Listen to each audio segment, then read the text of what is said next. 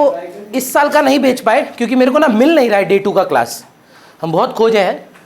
हम आपको last year का डे 2 का क्लास भेज देंगे, उसमें 100% सेम ही रहेगा, जो भी डिफरेंस होगा हम आपको अलग से बता देंगे। शगुन सुन लीजिए हुआ क्या था।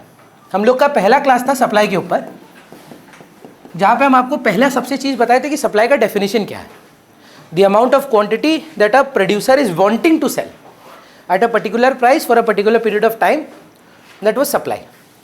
कितना बनाता हूँ मैटर नहीं करता, कितना बिकता है मैटर नहीं करता, कितना बेचना चाहता हूँ, मतलब ये मैटर नहीं करता यहाँ पर कितनी चेयर लग सकती हैं, ये मैटर नहीं करता कि कितने बच्चे बैठे हैं, ये मैटर करता है कि मैं कितने बच्चों को पढ़ाना चाहता हूँ। अब पढ़ाना चाहता हूँ 5000 बच्चे, आते खाली 5 हैं, तब भी सप्लाई 5000 का ही होगा। पढ़ाना चाहता हूँ 5000 बच्चे, आते 50,000 हैं, तब भी सप्लाई 5000 ही होगा। कैपेसिटी 55,000 की है, पर पढ़ाना चाहता हूँ 5000 बच्चे, 5000 ही सप्लाई है। डिमांड से सप्लाई रिलेटेड नहीं है, सप्लाई से डिमांड रिलेटेड नहीं है। फिर उसी क्लास में डे 1 में हम लोग स्टॉक वर्सेस सप्लाई का बात किए थे, अगर आपको याद हो। Stock refers to the amount of quantity that is available for sale. Problem comes majorly with students who have accountancy. जो ह्यूमैनिटीज और साइंस वाले इक्वल लेते हैं ना, उनको कभी दिक्कत नहीं होता स्टॉक समझने में, क्योंकि आप जब भी अकाउंटेंसी वाले बच्चे ना इसमें ओपनिंग स्टॉक क्लोजिंग स्टॉक का कॉन्सेप्ट लेके आते हैं। नहीं, यहाँ कुछ नहीं है। Total amount that is available for you, जिसमें से आप सप्लाई करोगे, that is stock. That is why it is called potential supply, intended supply, कि इसमें से जो आप सप्लाई करना चाहते हो that is stock. Stock can be greater than supply, Shagun, true और false, but supply can never be greater than stock. Supply can be equal to stock, but supply can never be greater. Supply is a flow variable. Flow variable का मतलब it is for a period of time, and stock is a stock variable. भैया what is the difference between a stock variable and a flow variable? Shagun, if you don't mind me asking, आप accounts है ना आपका subject, एक PL में और एक balance sheet में क्या फ़र्क है प्राइमरीली? डेट के पर्सपेक्टिव से, तारीख के हिसाब से सोचें, अगर दोनों ही एंड ऑफ द ईयर बनता है, पर एक बनता है for the period. Trading and PL account for the year ended, याद है, और बैलेंस शीट पता है एज ऑन कंटिन्यू होता है। तो मतलब 30 मार्च को अगर आप गाड़ी बेच देते हैं श्रेष्ठा, तो ज़रूरी नहीं है फिर 31 मार्च को बैलेंस शीट में नहीं आएगी। लेकिन अगर आप 1 अप्रैल को गुड्स बेचते हैं, 5 मई को गुड्स बेचते हैं, 31 मार्च को गुड्स बेचते हैं, ट्रेडिंग अकाउंट में बाई सेल तीनों का समेशन आता है। तो it is the total sales that we record for the period of time. तो supply is a flow variable for the period of time, definition में ही पीरियड ऑफ टाइम है। लेकिन बैलेंस शीट जो है वो स्टॉक वेरिएबल है, stock उस दिन होता है, कितना आपके पास स्टॉक उस दिन अवेलेबल है, that is the stock concept. तो एक डिफरेंस बहुत रेलेवेंट है कि सप्लाई को फ्लो वेरिएबल बोला जाता है और स्टॉक को स्टॉक वेरिएबल बोला जाता है। उसके बाद जो डे 1 का ही क्लास था, उसमें हमारा पहला डिस्कशन था डिटर्मिनेंट्स ऑफ सप्लाई या फैक्टर्स इफेक्टिंग सप्लाई, जिसमें हमने 2 पार्ट किए थे, प्राइस और अदर फैक्टर्स। डे 1 और डे 2 में मिला के शगुन हमने प्राइस और अदर फैक्टर्स को कंप्लीट किया था और कुछ नहीं किया था। तो प्राइस में क्या क्या है, एक ही चीज है, price rise, quantity supply rise, price fall, quantity supply fall. But ये होने के लिए all other factors have to be kept constant. All other factors में क्या क्या था, गोल्स ऑफ द फर्म। अगर आप मान लीजिए प्रॉफिट मैक्सिमाइजेशन के गोल में है और श्रेष्ठा जो है मान लीजिए सेल्स मैक्सिमाइजेशन के गोल में है, दोनों ही मान लीजिए गुड्स बनाते हैं, श्रेष्ठा का सप्लाई आपसे ज़्यादा होगा क्योंकि उनका इंटेंशन है मार्जिन कम रखें। अच्छा, आप लोग में से कोई पर्सनल ट्यूशन लेता है क्या? मैथ की अकाउंट्स, मैथ कहाँ जाते हैं? घर पे आते हैं। मतलब क्या फीस है मैम? 3-4 थाउजेंड के नीचे नहीं होता है, सच बात है तो अच्छा बात है, पर जनरल रेट ऑफ मैथ इस मतलब 3-4-5, कुछ कुछ तो 10-12 हज़ार भी चला जाता है। टारगेट क्या रहता है ग्रुप ट्यूशन्स का, जानते हैं मेरे जैसे ट्यूशन्स का, कि बच्चे ज़्यादा पढ़ाऊंगा पर मार्जिन कम रखूंगा। और जो मान लीजिए प्राइवेट कोचिंग टीचर्स हैं वो प्रॉफिट मैक्सिमाइजेशन में बिलीव करते हैं कि मार्जिन कम रखेंगे पर बच्चे ज़्यादा पढ़ाएंगे, बच्चे कम पढ़ाएंगे, मार्जिन ज़्यादा रखेंगे बच्चे कम पढ़ाएंगे। तो ऑब्वियसली सप्लाई उनका मेरे से कम होगा, मे भी पैसा वो ज़्यादा कमाते हैं, प्रॉफिट में भी उनका ज़्यादा है, टोटल प्रॉफिट आपका ज़्यादा होगा ना? ज़रूरी नहीं है, हो सकता है नंबर ऑफ स्टूडेंट मेरे कम आ रहे हो, है ना, या वो मेरे से ज़्यादा पढ़ाते हो, या एक बच्चा से लाख रुपया ले रहे हैं, घर पे जाके पढ़ाते हैं मुकेश अंबानी के बेटे को, एक ही बच्चा से 6 लाख रुपया ले रहे हैं, सोच रहे हैं हम क्या बोल रहे हैं, तो उनका गोल ही अलग है। दूसरा हम लोग बात किए थे इनपुट प्राइसेस, रॉ मटेरियल का दाम। तीसरा, हेलो हेलो हेलो, कौन सी चाबी? आप लोग अभी निकल रहे हो क्या?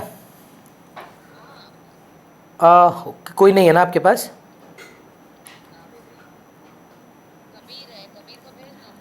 वो कैसे दे पाएगा? सुनो ना मम्मी, मैं क्या बोल रहा हूँ, मैं वॉकिंग चले जाऊंगा, कोई इशू नहीं है। हाँ हाँ हाँ, नहीं नहीं, already I am 25 minutes late mummy. फिर आता price of related goods. Goods नहीं था, गुड था, एक ही गुड होता है सब्सटीट्यूट। फिर था हमारा फ्यूचर एक्सपेक्टेशन, गवर्नमेंट पॉलिसी, ऐसे करके जितना हमको याद है 10 ठो हम लोग अदर फैक्टर्स टोटल में किए थे, 1 और 2 मिलाकर, क्लास 1 और 2 मिलाकर। फिर हमारा जो डे 3 था उसमें पहला डिस्कशन हुआ था exceptions to the law of supply. ये येस्टरडे का क्लास है या तो ये आपका ट्यूसडे का क्लास है, डिपेंडिंग आप कौन से बैच में, जिसमें से हमको आंधी की कॉपी में दिख रहा है एक बैकवर्ड बेंडिंग सप्लाई कर्व, और एक था हमारा vertical supply curve for rare manuscripts, paintings, Mona Lisa, ये सारे जो एग्जाम्पल हम दिए थे आपको। फिर हम लोग बात किए थे टाइम पीरियड एंड सप्लाई का। टाइम पीरियड एंड सप्लाई में 3 टाइम पीरियड्स के बारे में बात हुआ था। एक था supply in the market period, जो एकदम नहीं चेंज हो सकता, कल बोर्ड्स है, याद है जो एग्जांपल दिए थे आप, 3 महीना बाद बोर्ड्स है, supply in the short run. फिर हम लोग बात किए थे supply in the long run, 1 साल बाद बोर्ड्स है। सो मार्केट पीरियड में सप्लाई एकदम नहीं बदलेगा, शॉर्ट रन में थोड़ा बहुत बदलेगा, लॉन्ग रन में बहुत बदलेगा। इसी को एक डायग्राम में बुक में दिया है ये लोग, supply in the market period, थोड़ा स्टीप रखिएगा तो supply in the short run, थोड़ा फ्लैट रखिएगा तो supply in the long run. Elasticity में, डिमांड में भी सर एक ही रूल था, जितना ज़्यादा चेंज उतना ज़्यादा इलास्टिक। तो अगर चेंज दिखाना है तो आपको एक्स एक्सिस का एरिया बढ़ाना पड़ेगा, तो फ्लैट रखिएगा। देखिए ना, ड्रॉ करके दिखाते हैं, ये दाम पर इतना सप्लाई, ये दाम पर इतना सप्लाई, प्राइस और क्वांटिटी के कंपैरिजन में ज़्यादा चेंज किसका है?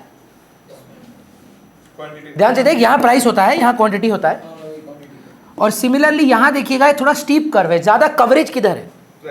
प्राइस। तो यहाँ देखिएगा बना के, इस दाम पे इतना, इस दाम पे इतना, यहाँ देख किसका ज़्यादा है? तो जब जब आप इलास्टिसिटी ऑफ डिमांड या सप्लाई करें, जितना स्टीप कर्व रखेंगे, स्टीप मतलब उतना लंबा रखेंगे, उतना वो इनइलास्टिक होगा, और जितना वो लेटा हुआ रहेगा, जितना वो फ्लैट रहेगा, उतना वो इलास्टिक रहेगा। इसीलिए जब पूरा लेट जाता था ना, तो आप बोलते थे परफेक्टली इलास्टिक हो गया है। ये तो क्वांटिटी चेंज होता है, प्राइस चेंज नहीं होता है, और क्वांटिटी अनलिमिटेड इन्फिनिटी हो जाता है। प्राइस चेंज होता है, हाँ, तभी तो इलास्टिसिटी होगा ना। इलास्टिसिटी का डेफिनेशन क्या था? Degree of responsiveness of quantity लेटा हुआ है ना वो, तो इस दाम पे हुआ ना, अच्छा हाँ, इन्फिनिटी पे चला गया या 0 पे, और जब एकदम स्ट्रेट हो जाता है, सप्लाई 0 है, इलास्टिसिटी 0 है, परफेक्टली इनइलास्टिक है। जब एकदम फ्लैट है तो परफेक्टली इलास्टिक है, जब एकदम स्टीप है तो परफेक्टली इनइलास्टिक है, थोड़ा सा स्टीप है एकदम। सप्लाई 1 नहीं है, एक्सेप्शन है, लिमिटेड मतलब सप्लाई चेंज नहीं हो सकता है। सोच, अगर कोई 500 गाड़ी बनाया है तो सप्लाई 500 है, इलास्टिसिटी 0 है। इलास्टिसिटी का मतलब होता है how much can you change the commodity. तो वर्टिकल सप्लाई में तो आप चेंज ही नहीं कर सकते। ये हमारा येस्टरडे का डिस्कशन और था। फिर जितना हमको याद है, हम आपको लॉ ऑफ सप्लाई पढ़ाए होंगे, नहीं, मूवमेंट वर्सेस शिफ्ट। मूवमेंट किसकी वजह से होता है शगुन? ये आप थे ना कल कि ट्यूसडे? आए नहीं थे आप? शिफ्ट किसकी वजह से होता है?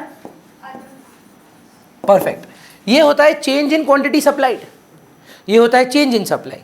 इधर होता है एक्सटेंशन कॉन्ट्रैक्शन, यहां होता है इंक्रीज डिक्रीज। इसके बाद हम आपको पक्का इलास्टिसिटी ऑफ सप्लाई पढ़ाए होंगे।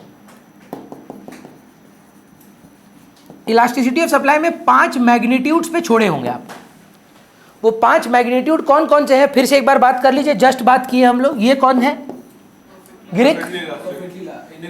Perfectly inelastic, ES equal to 0। भाई जितना भी दाम बढ़ा ले गिरा ले सप्लाई नहीं बदल पाओगे।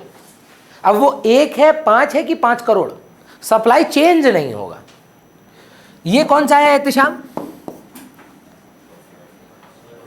Perfectly elastic, ES equal to infinity. मैं एक ये वाला कौन सा था, कुछ याद आ रहा है? यूनिटरी इलास्टिक, दोनों एक्सेस को इक्वली बाइसेक्ट करता है। ट्यूसडे वाले बैच में कितना प्यारा बच्चा पूछा हमसे, भैया रो रेक्टेंगुलर हाइपरबोला नहीं बनाए यार, वो तो डाउनवर्ड स्लोपिंग होगा ना। सप्लाई तो डाउनवर्ड स्लोपिंग नहीं हो सकता, रिलेशनशिप पॉजिटिव है। So price rise supply rise, price fall supply fall, so there is no concept of downward sloping, तो रेक्टेंगुलर हाइपरबोली नहीं है। ये कौन सा कर्व होना चाहिए आपके हिसाब से आनवी? थोड़ा फ्लैटिश है, रिलेटिवली इलास्टिक। ये कौन सा कर्व होना चाहिए? देखिए थोड़ा रिलेटिवली स्टीपिश है।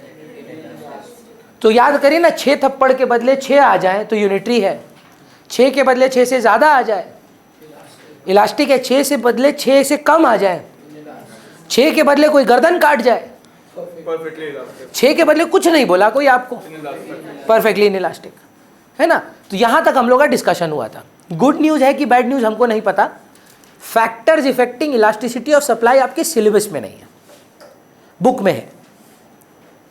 Factors affecting elasticity of demand syllabus में है, बुक में भी है। Availability of substitute, number of uses of a commodity, nature of the consumption, habits of the consumer. याद करिए डिमांड की इलास्टिसिटी किस किस चीज़ पे निर्भर है, कि आपकी डिमांड इलास्टिक है कि इनइलास्टिक है, वो किन चीज़ों पे डिपेंडेंट है। वो हमारा एक बहुत वैलिड रेलेवेंट क्वेश्चन था। पर अगर आप बुक में देखेंगे, there is a question, there is a heading called factors affecting elasticity of supply, जो हमारे स्कोप में नहीं है। सिलेबस भी क्या मेंशन्ड ही नहीं है कि करना है, तो उसको आप काट दीजिए। तो कहाँ हमारा आज का डिस्कशन शुरू होता है? 2 चीज़ बचता है। इसीलिए मेरा गलती है, 25 मिनट लेट चालू किए, पर हो जाना चाहिए, सिर्फ 2 चीज़ पढ़ाना है। हाँ वो सब नहीं है। Behaviour of cost of production, फिर proportion, possibility of expansion, risk taking, future expectation, वो सब कुछ नहीं है, वो सब है। सप्लाई कर्व, सप्लाई शेड्यूल, वो सब है। आज ये चैप्टर कंप्लीट हो जाएगा। ठीक, रिकॉर्डिंग देख लेना, डाल दिए, देख ग्रुप में भी डाल दिए हम तो। कल रात को 12:30 बजे डाले थे, बट डाल दिए थे, 11:30-12 बजे तक डाल दिए थे। चलिए वापस आइए एवरीबॉडी। आज आप जो चालू कर रहे हैं वो अब नया वाला पार्ट है। हेडिंग लिखेंगे आप, measurement of price elasticity of supply. Price elasticity of supply को मेजर करना है आपको। मेरे को गिरिक बताएगा डिमांड को मेजर करने के कितने तरीके थे, मैं एक हेल्प करता हूँ। Very good. Percentage method, total expenditure method और जियोमेट्रिक मेथड। एक रिवीजन भी हो जाएगा, देखते हैं आर्यन घर पे पढ़ रहा है कि नहीं। परसेंटेज मेथड का फॉर्मूला क्या था? Quantity demanded divided by percentage change in price, फिर उसको खोल खाल के change in Q by change in P into P by Q. Devroop second method the total expenditure method, if you remember that. नहीं, price and total expenditure moving in same direction in elastic. Very good. Price and total expenditure moving in inverse direction, elastic. Price and total expenditure, price बढ़े गिरे, total expenditure remain the same, unitary. और फिर एक था आपका geometric method, lower line segment bye अपर line segment. ये कहानी था आपका डिमांड में। सप्लाई में 2 ही हैं, परसेंटेज मेथड है और ज्योमेट्रिक मेथड है।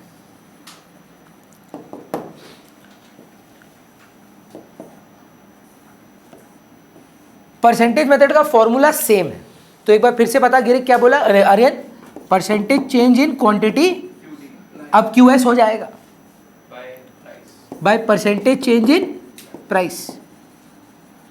बहुत अच्छा लगा श्रेष्ठा, आप आंसर किए इसका, और खोलिए ना इसको।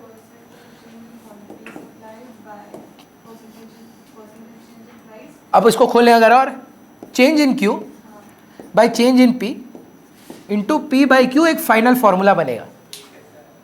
कैसे आया चलिए देख लीजिए।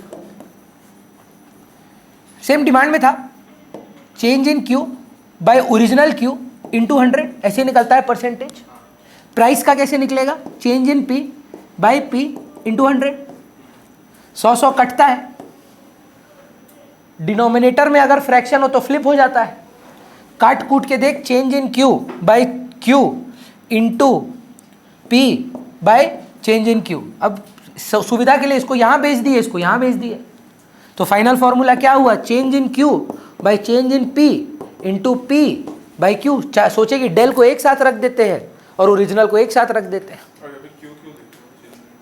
Change in Q. हाँ यहाँ पे change in Q लिखे हो क्या? हाँ, P के नीचे? Change in Q by Q into ये P होगा ना, सॉरी। सर कॉन्ट्रैक्शन और एक्सटेंशन दोनों में उल्टा करना डिमांड है सर। हाँ, डिमांड में अपवर्ड होता है कॉन्ट्रैक्शन, और यहाँ सप्लाई में अपवर्ड एक्सटेंशन क्रिएट करता है, क्योंकि पॉजिटिव स्लोपिंग है।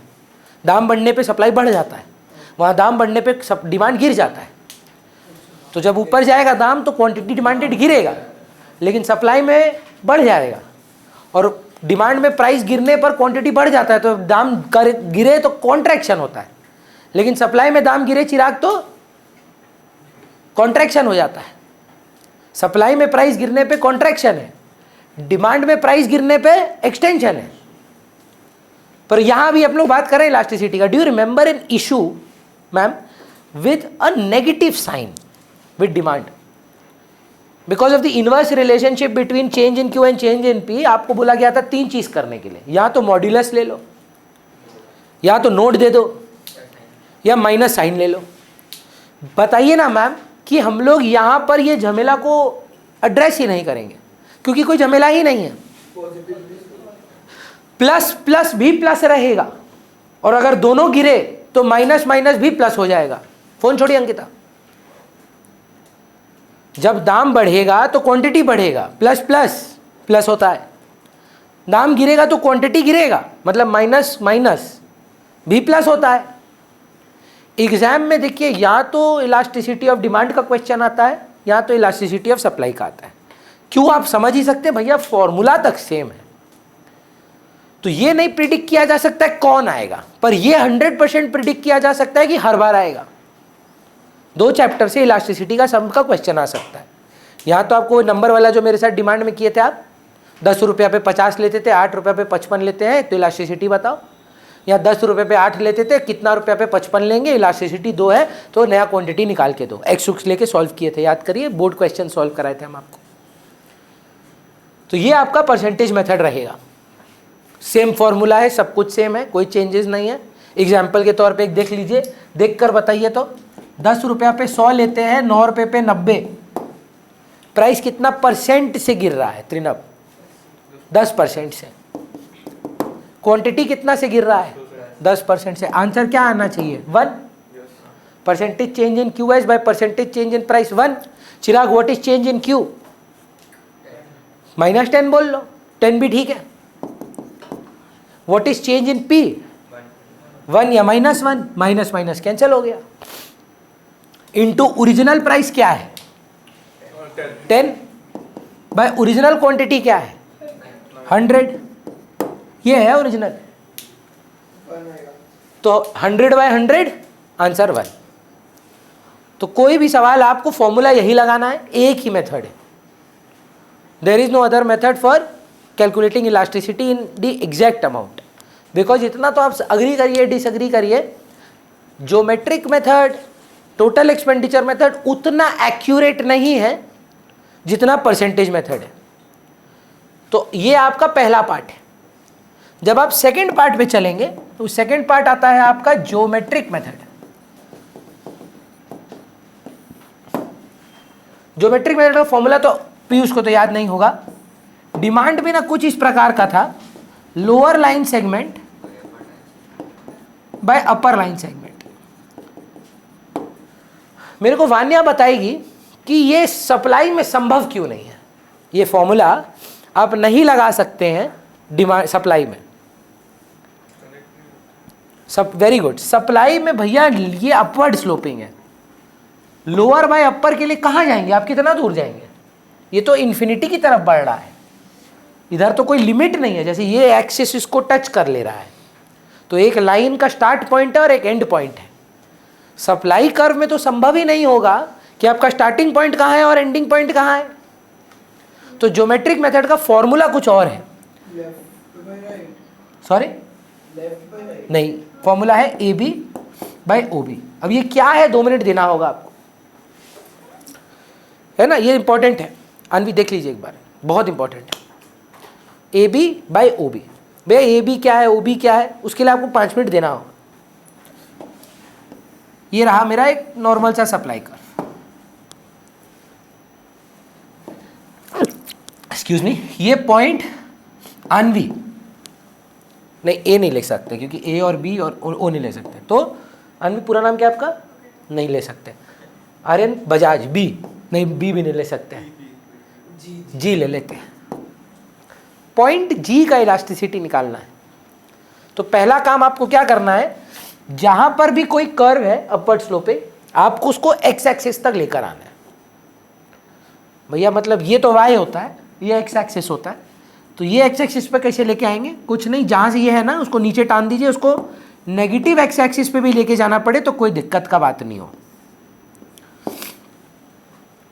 जैसे आप बचपन में पढ़े होंगे, एक्स एक्सिस, ये 4 एक्सिस होते हैं, पता है ना आपको। एक नीचे इसका नेगेटिव होता है, इसका इधर लेफ्ट में पॉजिटिव होता है, नेगेटिव होता है। तो अगर आपको ये इस पार भी लेके जाना पड़े लेकर जाइए, पर कभी भी आप सप्लाई का इलास्टिसिटी निकालेंगे ज्योमेट्रिक मेथड से, पहला काम क्या करना होगा, सप्लाई कर्व को पूरा का पूरा एक्स एक्सिस पर लेकर जाना होगा।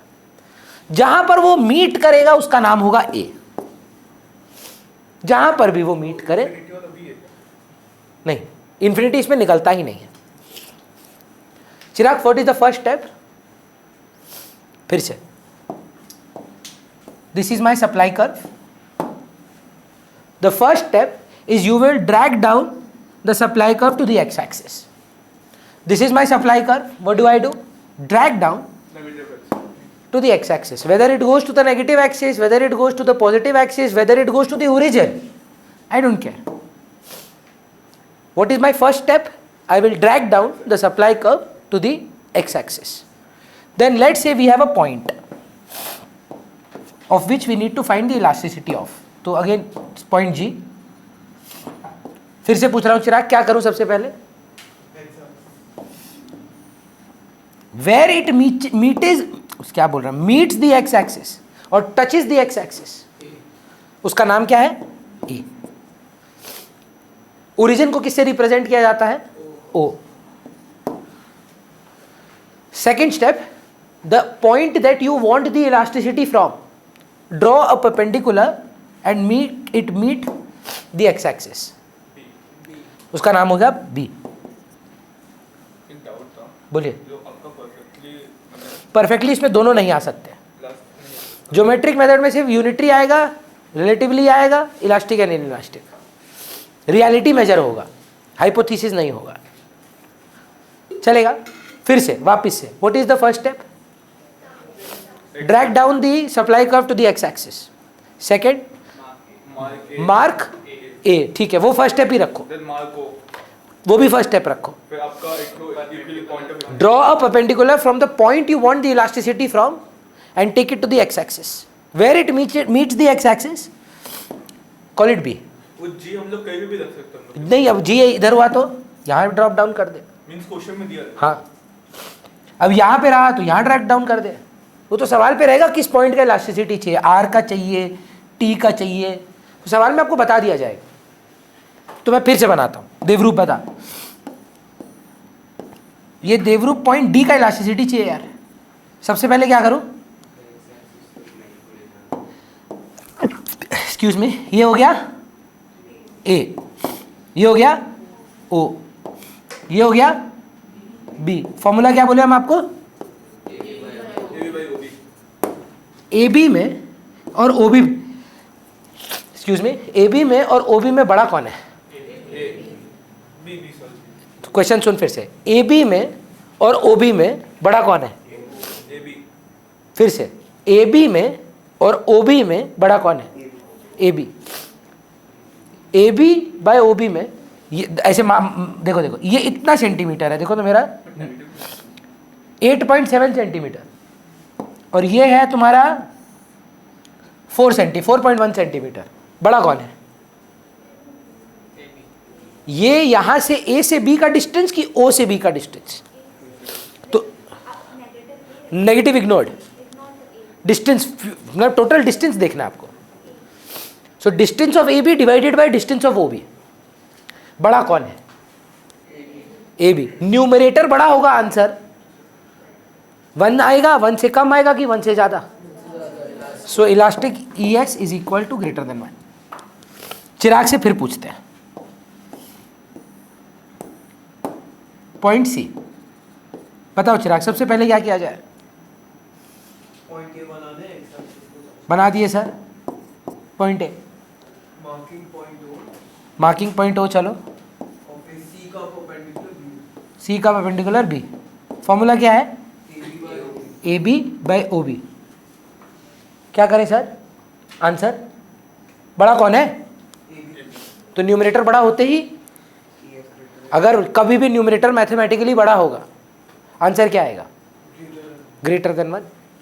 भैया तो सारा ही आंसर ग्रेटर देन 1 है, चलो चेक करते हैं। नहीं अगर स्टीव का होगा तो नहीं होगा। अपनी अतुलित, पहला काम क्या करें? खींच दिए, क्यूट है बहुत अतुलित, खींचिए, खींच दिए, फिर पॉइंट ओ, यहाँ पे चाहिए अपने को यार पॉइंट जेड, क्या करें? खींचे, ओके, खींच दिए, उसका नाम क्या दे? बबुआ। हाँ बी। फॉर्मूला क्या है? इस बार शगुन देखो बड़ा कौन है? डिनोमिनेटर बड़ा बन गया, तो आंसर क्या आएगा? Less than 1। मैं केवल, आप बताएं क्या होगा?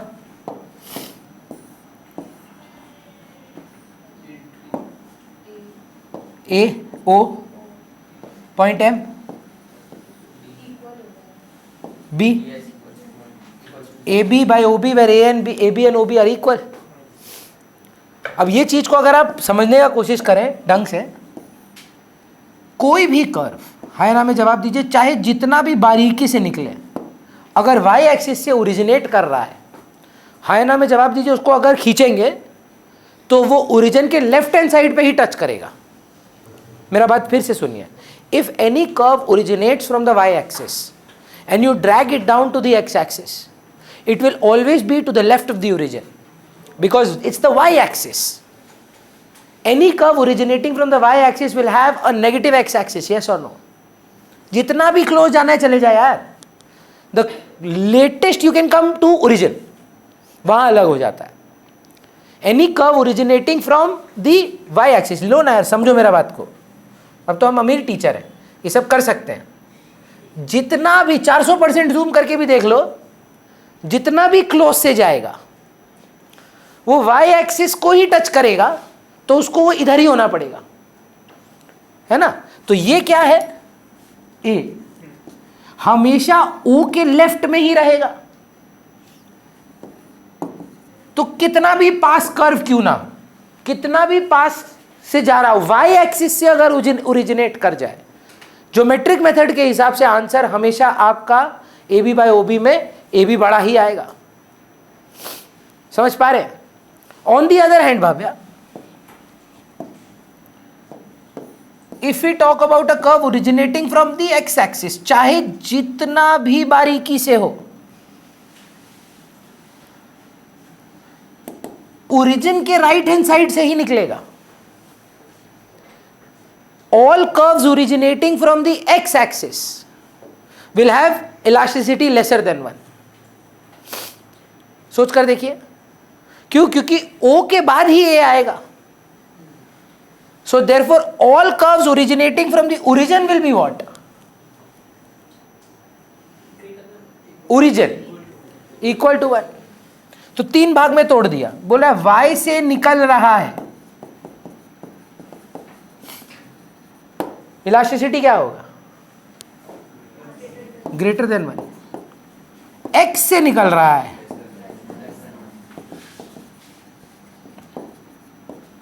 ओरिजिन से निकल रहा है, इक्वल टू 1। क्लियर है भैया? परफेक्ट वाला पॉइंट लाइक आपका y पे नहीं आ सकता क्या? कौन सा g या कोई पॉइंट है जो कैसा बताओ हमको? सब वो साइड में थोड़ा सा बड़ा लाइक ये थोड़ा सा और साइड पे शिफ्ट बताइए। इस साइड से ज्यादा निकल रहा है। ये हाँ हाँ तो भी तो इधर टच होगा। हाँ, जो पॉइंट है वो बी वाला, हाँ। पॉइंट इस साइड पे कभी तो भी टच होगा। ओरिजिन ओ बी और ए बी में ए बी ज़्यादा हो जाएगा, ओ बी होगा ही नहीं, 0 हो जाएगा। नहीं, ओबी की इस साइड पे नहीं आ सकता ना। संभव ही नहीं है, अपवर्ड स्लोपिंग कर्व है। चलेगा?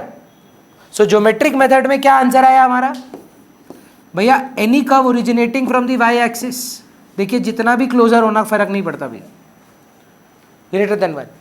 Any curve originating from the X axis, चाहे जितना भी क्लोजर हो भैया, नहीं मैटर करता। All blue curves will have lesser elasticities and all white curves, whether however steep or flat,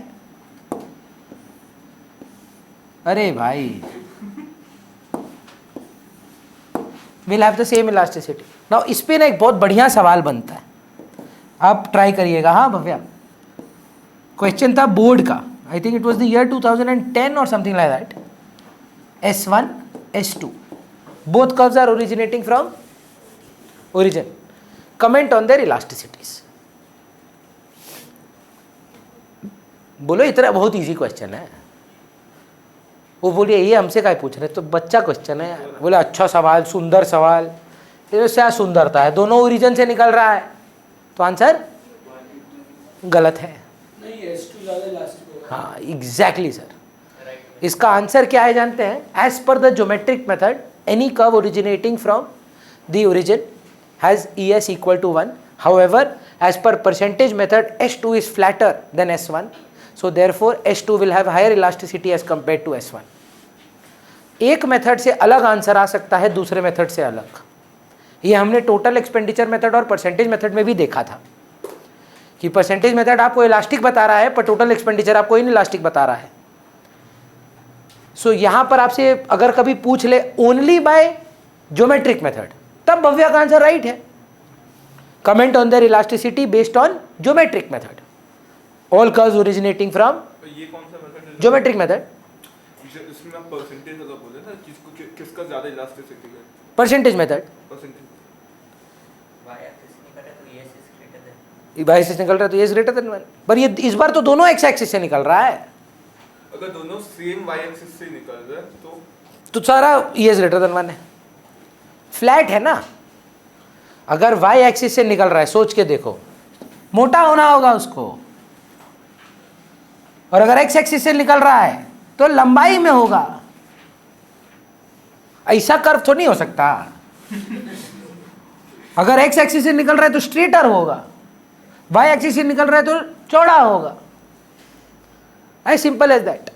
flatter the curve, higher the elasticity, steeper the curve, lesser the elasticity, and that works for demand as well.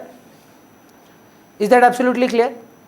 तो ये आपका यहाँ पे खत्म हुआ geometric method. एक है percentage, एक है ज्योमेट्रिक। एक चीज बचता है बस, हमारा लॉ ऑफ सप्लाई। फिर अपना चैप्टर कंप्लीट। हम लोग शगुन को बोलेंगे, एक एक करके रीड करेगी बाद में कि हमसे कुछ छुटा तो नहीं है। बोलिए।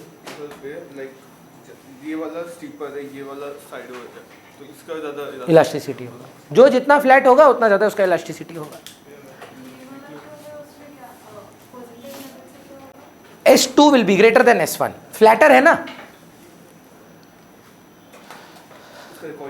100% है ना। मतलब इन इलास्टिक का मतलब क्या होता है चिराग? चेंज होगा कि नहीं होगा? कम होगा। Very good. आपको मालूम है फॉरेस्ट में सबसे पहले पेड़ कौन सा उखड़ता है? जो सबसे ज़्यादा सीधा खड़ा रहता है, इन इलास्टिक जो रहता है, नॉट फ्लेक्सिबल। और जो पेड़ मुड़ जाते हैं ना, वो रह जाते हैं। वो क्या होता है, वो मुड़ जाते हैं, हवा से क्या होता है, बेंड हो जाते हैं। पर उखड़ते नहीं हैं। सो मतलब थोड़ा सा ज्ञान दे रहे हैं आपको। इलास्टिक मतलब क्या है? फ्लेक्सिबल। तो लाइफ में आप अगर फ्लेक्सिबल नहीं हैं तब फिर अटक जाएंगे आप, इनइलास्टिक रह जाएंगे आप। कुछ भी हवा जोर का आएगा आपको उखाड़ के लेके चला जाएगा। और यहीं पर अगर आप थोड़ा सा फ्लेक्सिबल हो जाते हैं तो ठीक है, आप मुड़ जाएंगे, थोड़ा झुक जाएंगे, लेकिन सरवाइव कर पाएंगे। So flexibility, elasticity is more important than being rigid. तो इनइलास्टिक होना एक मतलब वो अच्छा बात नहीं होता है। इन लाइफ बोल रहे हैं, जितना आप इलास्टिक रहें, जितना आप फ्लेक्सिबल टू चेंज रहें, उतना बेटर है। और उसके लिए थोड़ा सा आपको अगर कभी कभी बेंड करना भी पड़े तो क्या बुराई है उसमें। सर्वाइव तो कर गए। कोविड में जो लोग ऑनलाइन की तरफ नहीं जा पाए, बंद हो गए, क्योंकि they were not flexible to change. जो लोग अपना मोडस ऑपरेंडी चेंज किए वो सर्वाइव कर पाए। As simple as that. Flexibility के साथ काम करेंगे तो सर्वाइव कर पाएंगे। एग्जैक्टली, क्योंकि फ्लेक्सिबल थे, है ना। तो नेक्स्ट लिखिए लॉ ऑफ सप्लाई।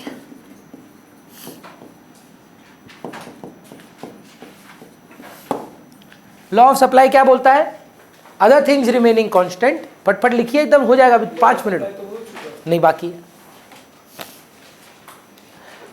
बस वही बाकी है। क्या लिखे? अरे पूरा आंसर लिखवा रहे हैं आप, तो खाली लॉ स्टेट किए हैं। लॉ ऑफ सप्लाई लिखिए, अदर थिंग्स रिमेनिंग कांस्टेंट। मान्या बहुत इंपॉर्टेंट है। कौन है, नाम क्या है उसका? तो अब ठीक है, उनका।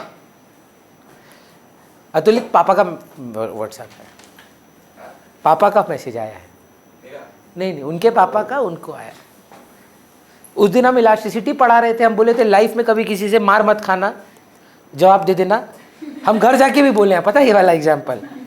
अतुलित बोला भैया पापा मारे तो पापा को मत मारना भाई, तेरे साथ साथ हम भी पिटेगा। Other things remaining constant, if price rises quantity supplied will rise.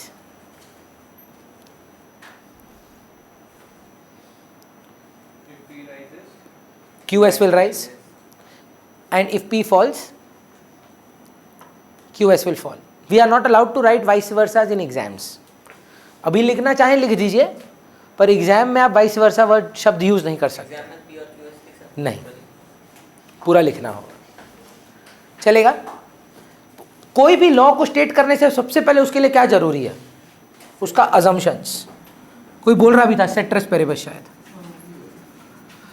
तो अजम्पशंस क्या है? आंसर लिखते समय कोई भी 10 में से प्राची, कोई भी 10 में से इनपुट प्राइस आप शायद 5 किए होंगे। डे 1 किए थे? नहीं। डे 2 नहीं किए थे। डे 1 में 4 किए थे शायद हम लोग। आपकी कॉपी में लिखा हुआ होगा goals of the firm, future expectation, related good का प्राइस, गवर्नमेंट पॉलिसी। मतलब कोई भी 10 उठा लेना और उसके बगल में लिख देना no change in, no change in input price, no change in goals of the firm, no change in government policy. भाई सारा लिख दें तो सारा लिख दे भाई, कोई प्रॉब्लम नहीं है, पर 5 के ऊपर लिखने का दरकार नहीं है। मतलब ये नहीं कि 10 लिखोगे तो 10 दे देगा मार्क्स तुमको।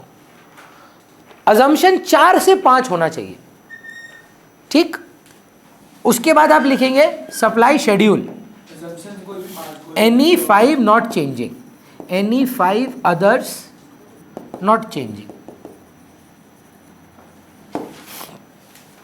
फिर आप लिख नहीं 6 मार्क का लॉ ऑफ सप्लाई लिखवा रहे हैं हम आपको। बोर्ड में अगर कभी आए explain with the help of a diagram the law of supply, तो क्या आंसर आएगा? सबसे पहले आप लॉ ऑफ सप्लाई को स्टेट करेंगे, फिर उसके बाद अजम्पशन देंगे, उसके बाद आप लिखेंगे सप्लाई शेड्यूल क्या होता है।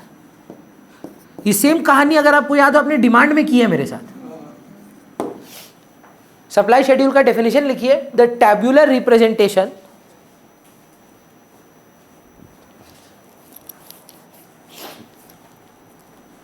The tabular representation of the law of supply is called supply schedule, divided into two parts, individual supply schedule और market supply schedule. गिरिक इसके साथ आपको एक सप्लाई शेड्यूल बनाना पड़ेगा. मतलब ये है प्राइस, ये है QS ऑफ A, ये है QS ऑफ B और ये QS ऑफ मार्केट. दो प्रोड्यूसर है A और B, अलग अलग दामों पे वो बेचते हैं. 10 रुपए पे A 100 बेचना चाहता है, B 500 बेचना चाहता है. दोनों मिल के कितना बेचना चाहते हैं? 600. दाम बढ़ जाता है, 12 रुपया का हो जाता है. ये 105 पे चला जाता है, ये 1000 पे चला जाता है. इसका हायर इलास्टिसिटी होगा. वो तो आपका मतलब नहीं पता ना, कुछ भी हो सकता है. हाँ, बस लॉ ऑफ सप्लाई काम करना होगा. ये मत कर दीजिएगा दाम बढ़ा के एक का क्वांटिटी आप गिरा दिए. दोनों का बढ़ना ही होगा. किसी भी रेट में बढ़ा सकते हैं, सेम रेट में भी बढ़ा सकते हैं, सेम परसेंटेज में बढ़ा सकते हैं, सेम अमाउंट में बढ़ा सकते हैं. बढ़ेगा और फिर टोटल हो जाएगा 1000 मतलब 1105 का क्वांटिटी सप्लाइड मार्केट का. हाँ सॉरी चलेगा. हिमांशी फिर आपको याद, ये कॉपी कर लीजिए ना अगर कॉपी नहीं किया तो.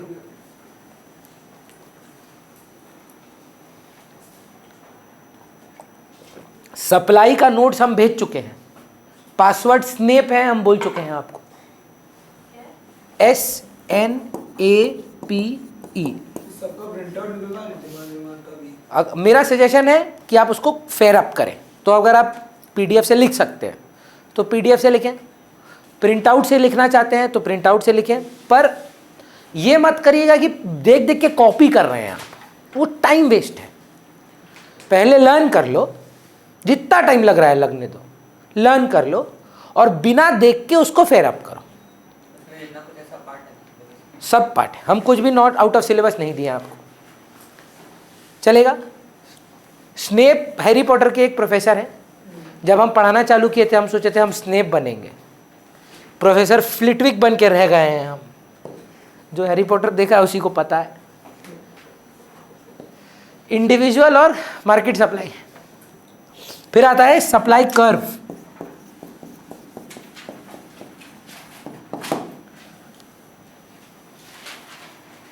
The graphical representation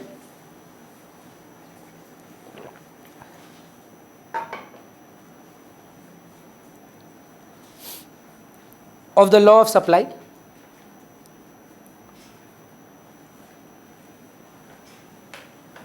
the graphical representation of the law of supply. Shriyanka तो 2 क्लास करके ऑनलाइन स्टूडेंट बन गई हैं. एक बच्ची ज्वाइन की ऑफलाइन में, 2 क्लास की फिर ऑनलाइन में शिफ्ट हो गई. ऑफलाइन क्यों नहीं आ रहे हैं आप?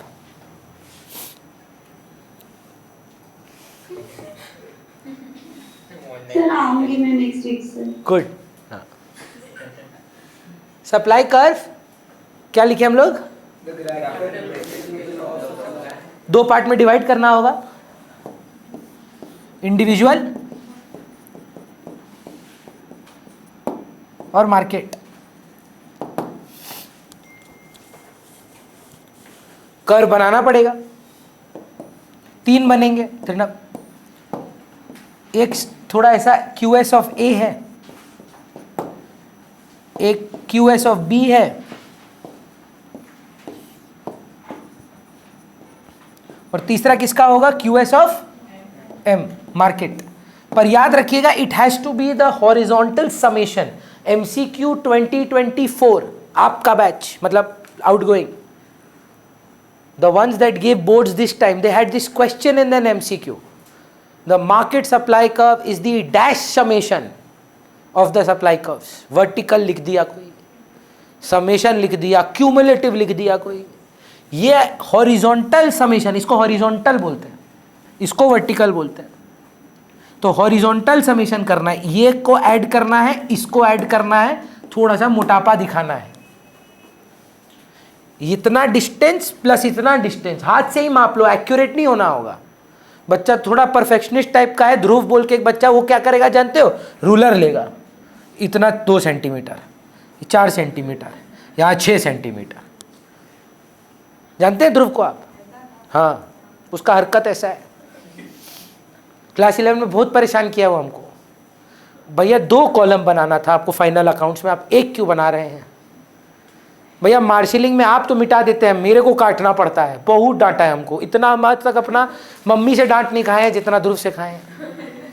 नीटनेस पे कि ठीक से लिखिए, हैंड राइटिंग ठीक करिए। हाँ, उसको ओसीडी है 100%। आई डोंट नो उसको पता है कि नहीं।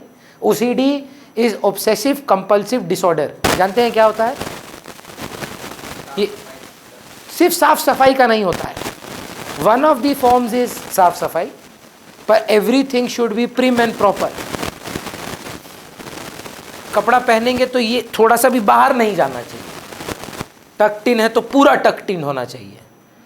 लाइन अगर हम ध्रुव के सामने ऐसा एक तो सर्कल बना दिए ना, वो रो देगा,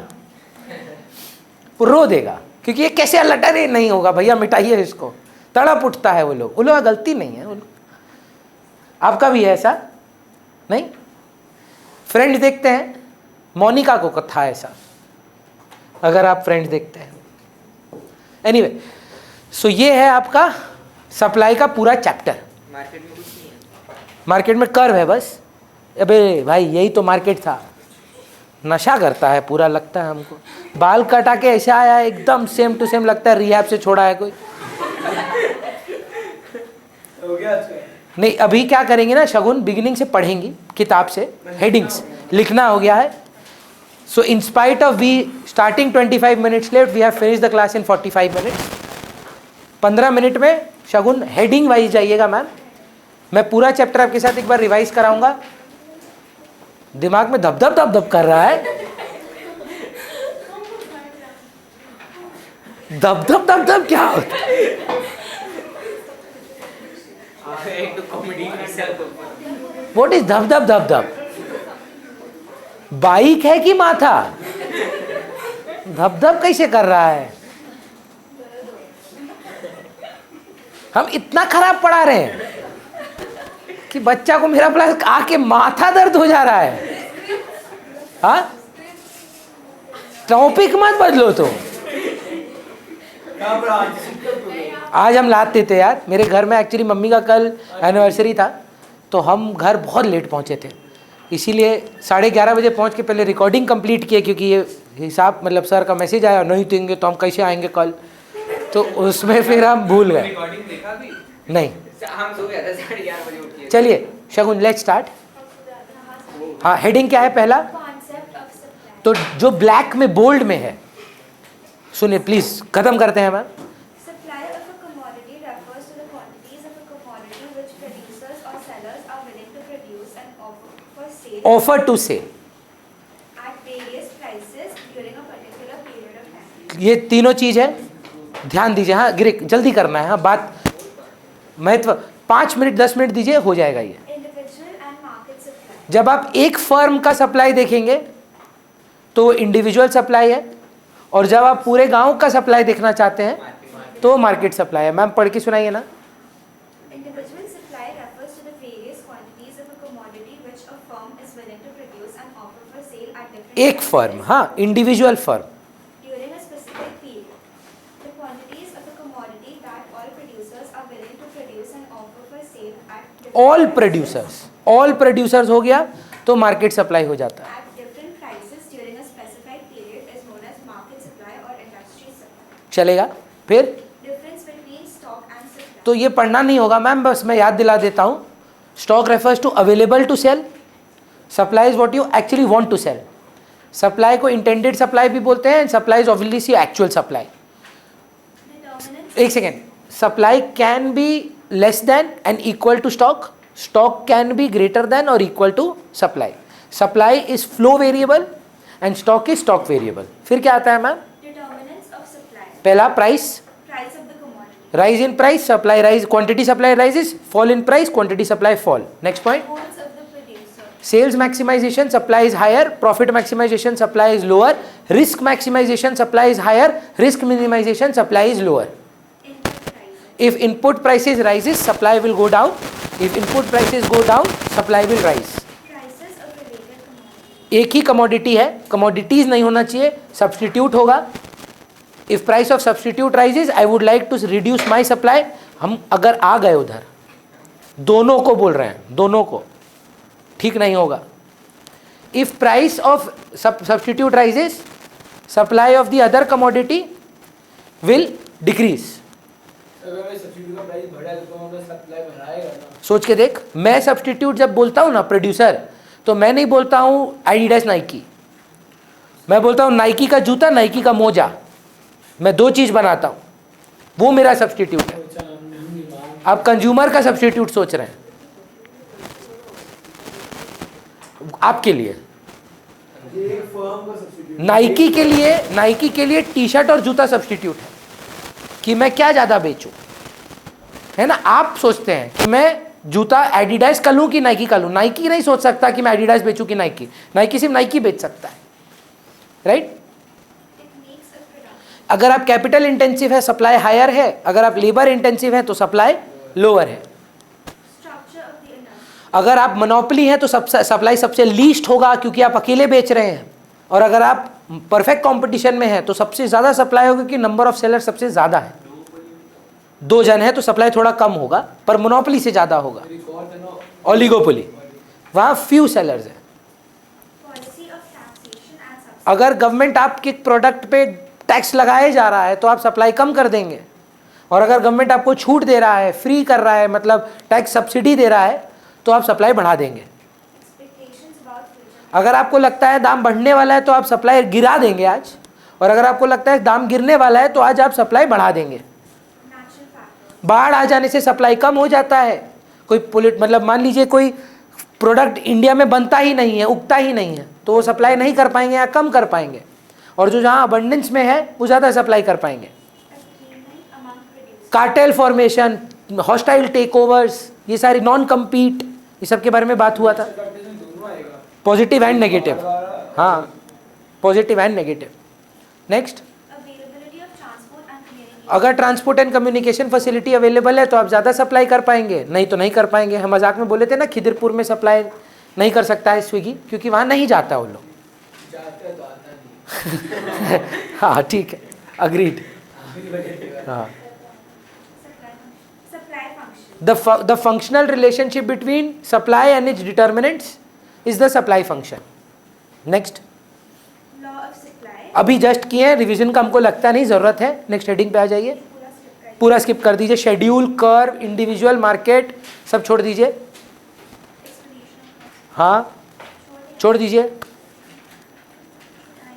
time period and supply, 3 time period का बात हुआ था। Market period is very short, long run and short run. Short run में रिलेटिवली इनइलास्टिक, लॉन्ग रन में रिलेटिवली इलास्टिक। फिर दो ही हैं इस बार, डिमांड में 6-7 थे, वर्टिकल सप्लाई कर्व और backward bending labour supply curve. फिर मूवमेंट प्राइस की वजह से, शिफ्ट अदर फैक्टर्स की वजह से। फिर हो गया एक्सपेंशन, कॉन्ट्रैक्शन, इंक्रीज डिक्रीज। तो उसके अंदर सबसे पहले 2 मेथड है ना, परसेंटेज और ज्योमेट्रिक। परसेंटेज का फॉर्मूला 5 मिनट रुकेगा। हाँ हाँ हाँ, काट कूट के क्या बचेगा बता दीजिए। परफेक्ट। उसके बाद आता है लोअर लाइन सेगमेंट, नहीं लोअर नहीं, A B by O B, geometric method. फिर वो है नहीं, काट दीजिए please. Determinants of elasticity of supply आपके स्कोप में ही नहीं है। फिर क्या है, चैप्टर कंप्लीट। 1 सेकेंड, इतना हड़बड़ाइए मत। 4 चैप्टर आप कंप्लीट किए हैं, या तो आप खुद ही से या हम फोर्स करें। कोई तारीख निकालिए जहां आप हमको इकोनॉमिक्स का टेस्ट देंगे। 4 का नहीं देने का इच्छा है तो खाली डिमांड इलास्टिसिटी दे दीजिए। अगर डिमांड इलास्टिसिटी के साथ कंज्यूमर बिहेवियर देना है तो वो दे दीजिए। हम एक पेपर बनाएंगे आपके लिए, सिर्फ डिमांड, सिर्फ इलास्टिसिटी, सिर्फ कंज्यूमर, सिर्फ सप्लाई। अब आपको दोनों देना है तो हम आपको 2 पेपर दे देंगे जब आप एग्जाम देने आएंगे। अगर आपको तीनों देना है तो हम 3 पेपर दे देंगे। एक पेपर 20 मार्क का होगा। एक ही देना चाहते हो, कॉन्फिडेंस नहीं आ रहा है, सिर्फ डिमांड देना चाहते हो, सिर्फ डिमांड दे दो। सिर्फ सप्लाई देना चाहते हो, सिर्फ सप्लाई, चारों देना चाहते हो तो चारों दे दो। वही MCQ रहेगा 3-4 तो 3 मार्क, 6 मार्क, 4 मार्क। हम लाए नहीं है, चेक हम कर दिए हैं, बहुत अच्छा दिए हैं। हाँ वो गलती मेरा है, उसका मार्क्स हम दे दिए हैं आप। हाँ मेरे को गलत आया था।